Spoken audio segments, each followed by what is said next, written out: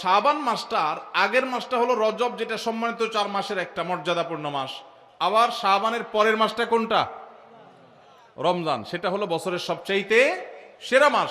তো নবীজি বলেছেন দুইটা মর্যাদাপূর্ণ মাসের মধ্যবর্তী শাবান মাসে মানুষ আমল ইবাদত না করে অবহেলায় বেশিরভাগ মানুষ কাটায়।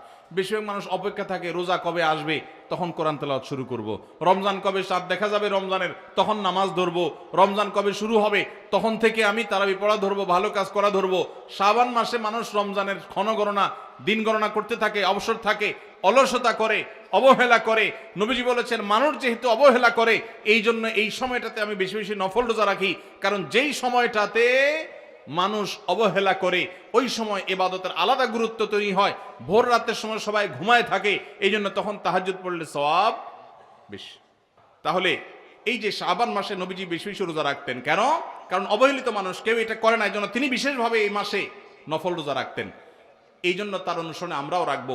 দ্বিতীয় কারণ তিনি বলেছেন কেন তিনি এই মাসে বেশি রোজা রাখেন, ওই যে ওসামা ইবনে যায়েদ রাদিয়াল্লাহু আনহুকে দুইটা কারণ বলেছেন। এর মধ্যে একটা হলো শাবান মাসটাতে মানুষ অবহেলিতা করে, আমল ইবাদত একটু কম করে, কারণ রমজান আসবে আসবে বলে অপেক্ষা করে। সেজন্য তিনি এই মাসে বেশি বেশি আমল করেন, কারণ অবহেলার টাইমের আমলের গুরুত্ব একটু বেশি।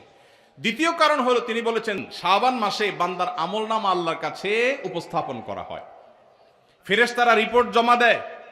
ফাউহিব্বু আন ইউরফা আমালি ওয়া আনা সাইম, নবীজি বলেছেন আমি চাই আমার আমলনামা যখন ফেরেশতাদের কাছে পেশ করা হবে তখন আমি যেন রোজাদার থাকি। কারণ আপনি কোথাও চাকরি করেন, সিরিয়াস ডিউটি করেন, একবারও আপনার বস আসে না, একটু মোবাইলটা মাত্র হাতে নিছেন ফেসবুকটা টিপার জন্য, আর তাকায় দেখেন পিছের দিকে বস এসে দাঁড়ায়, মেজাজটা কেমন লাগবে বলেন?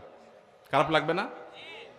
আর আপনি অন্য সময় যাই করেন না করেন খুব সিরিয়াস মুডে কাজ করতেছেন, পিছনে তাকায় দেখেন মালিক এসে দাঁড়ায়, কলেজেটা শান্তি হয়ে যাবে না?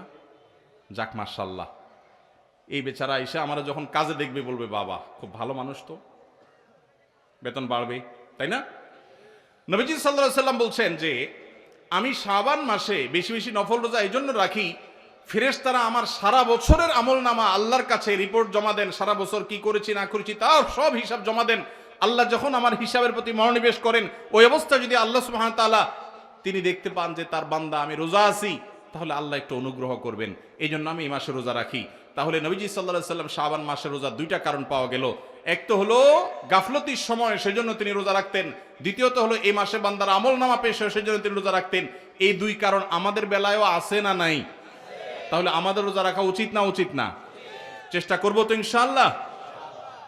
ভাইরা আমার, একটা প্রশ্ন আপনাদের মনে হইতে পারে, সেটা হলো আমরা তো শুনছি মানুষের আমলনামা সকালে বিকালে আল্লাহর কাছে জমা হয়, ফেরেশতারা জমা করে, আবার এখন শুনলাম শাবান মাসে জমা হয়, তাহলে দুই রকম হলো যে? এর উত্তর হলো আল্লাহ রাব্বুল আলামিনের কাছে আল্লাহর ফেরেশতারা মানুষের আমলনামাকে 3 ধাপে, 3 স্তরে, 3টা লেয়ারে, 3টা সময়ে আলাদা আলাদা ভাবে উপস্থাপন করে। একটা হলো প্রাত্যহিক রিপোর্ট, প্রাত্যহিক আমলনামা, ডেইলি,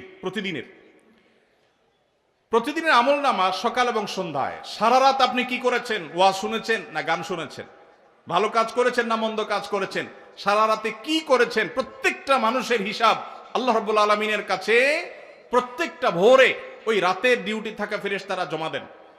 আবার সারাদিন আমরা যা করি না করি সন্ধ্যায় সারাদিনের ডিউটিতে রত ফেরেশতারা আল্লাহর কাছে জমা দেন। তাহলে বান্দার আমলনামা, বান্দার রিপোর্ট জমা দেওয়া হয় একটা হলো প্রাত্যহিক, প্রতিদিন। সেটা কখন? সকাল এবং সন্ধ্যা।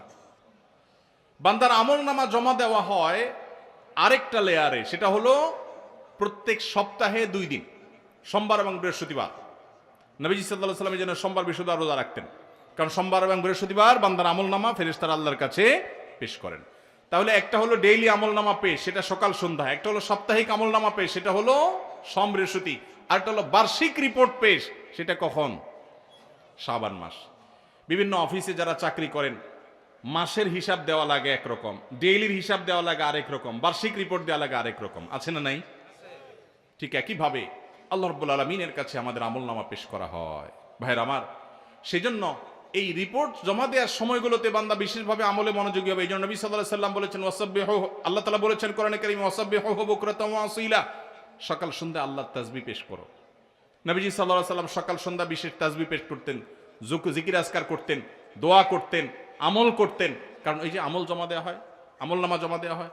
আবার সোমবার বৃহস্পতিবার রোজা রাখতেন, কারণ আমল নামা জমা দেওয়া হয়। আবার শাবান মাসে বেশি রোজা রাখতেন, কারণ আমল নামা জমা দেওয়া হয়। তাহলে আমল নামা জমা দেওয়ার তিনটা লেয়ার আছে, মনে থাকবে তো ইনশাআল্লাহ ভাইরা আমার। এছাড়াও শাবান মাসে বেশি বেশি নফল রোজার আরেকটা কারণ আছে, সেটা হলো ইস্তেহাদি। সেটা হাদিস দ্বারা না, প্রমাণিত না, সেটা বিভিন্ন মুহাদ্দিসগণ, ওলামা একরাম, স্কলারগণ বলেছেন। সেটা হলো হঠাৎ করে রমজানের রোজা যদি রাখা শুরু করেন, সারা বছর এক রকমের খাদ্য অভ্যাস, সকাল দুপুর রাতে খেয়ে, এখন হঠাৎ করে অভ্যাসটা চেঞ্জ হয়ে যাবে, ইফতার এবং রাতে সাহারি খাবেন আর সারাদিন না খেয়ে থাকবেন। হঠাৎ করে 30 দিনের রোজা রাখতে গিয়ে আপনার কষ্ট হয় কিনা, অভ্যাসটা আগে থেকে যেন হয়, সেজন্য শাবান মাস থেকে কিছু কিছু নফল রোজা রাখতে হয়। এটা হলো ওয়ার্ম আপ, রিহার্সেল, প্রস্তুতিমূলক রোজা। এই জন্য ভাই এই শাবান মাসে বেশি বেশি রোজা রাখবেন তো ইনশাআল্লাহ। পুরো মাসের প্রথম 15 দিন 20 দিন রোজা রাখার তৌফিক যদি নাও হয়, অন্তত একটা রোজা হইলেও নবীজির সুন্নাত আমল করতে গিয়ে আমরা কারা কারা করবো একটু হাত তুলে দেখি। একটা হইলেও রাখবেন ইনশাআল্লাহ। নিয়ত করছেন তো ইনশাআল্লাহ? সবে বরাতেরটা না, ওইটা বাদে একটা হইলেও রাখবেন। নিয়ত করছেন তো ইনশাআল্লাহ? আল্লাহ আমাদের সবাইকে আমল করার তৌফিক দান করুন। এই আমলটা যদি আপনারা করেন ভাইরা, হারিয়ে গেছে সমাজে, আলোচনা নাই, সেজন্য আমি আলোচনা করলাম। বিলুপ্ত হওয়া আমলগুলোর একটা শাবান মাসে বেশি বেশি নফল রোজা।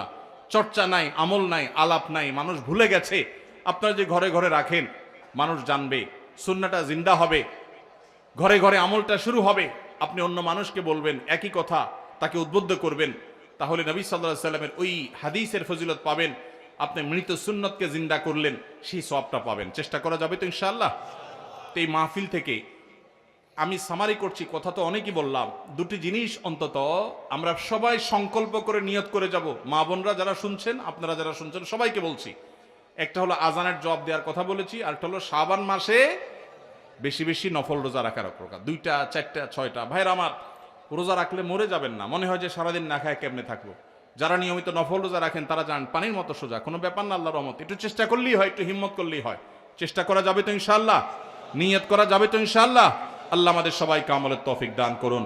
আস-সুন্নাহ ফাউন্ডেশন, উম্মার স্বার্থে সুন্নাহর সাথে।